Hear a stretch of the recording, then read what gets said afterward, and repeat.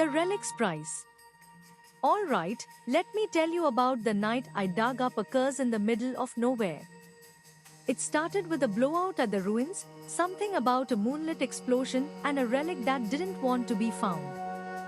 So there I was, standing in the middle of an ancient ruin under a full moon, my flashlight flickering like it was scared too.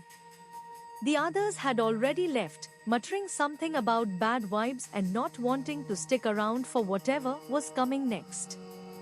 But I stayed. I always do. You know why? Because I'm the kind of guy who thinks finding a relic in the middle of the desert is worth the risk, even if it means getting roasted by the sun later. The explosion had been loud, shaking the ground like an angry god had just woken up and decided to throw a tantrum. I was the only one left when the dust settled, standing over what looked like some kind of ancient altar covered in strange symbols that seemed to glow faintly under the moonlight. The relic itself was buried beneath the rubble, partially exposed by the blast. It was a small object, no bigger than my hand, but it radiated an eerie presence. I hesitated for a moment, something about the way it pulsed with energy made my skin crawl, but curiosity won out. I reached down and picked it up, feeling an odd warmth spread through my fingers as if the thing was alive.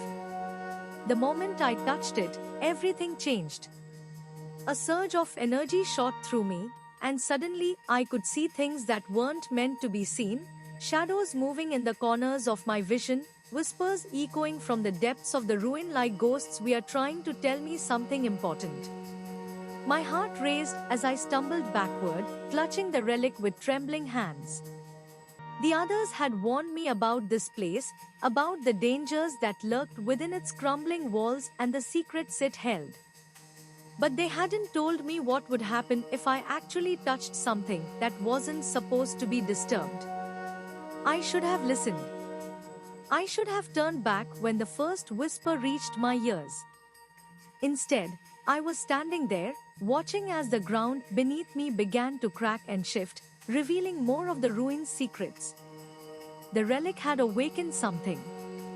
Not just a curse, but a power that had been buried for centuries, something that had been waiting for someone like me to come along and unearth it. And now I was paying the price.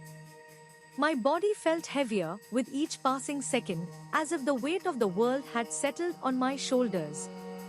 The whispers grew louder, more insistent, until they were almost deafening. I tried to run, but my legs wouldn't obey me. I could feel the relic's power pulling at me, drawing me deeper into its mystery. It was like being trapped in a nightmare that refused to let go. Every step I took felt like it was taking me further from reality and closer to something I wasn't ready for. Finally, after what felt like an eternity, I managed to break free. I stumbled out of the ruins, my breath ragged, my mind spinning with visions that wouldn't leave me alone. The relic had given me knowledge that could have changed everything if I'd only known how to use it properly. But now all I had was a curse that would follow me for the rest of my life. I don't know what the others think about what happened that night.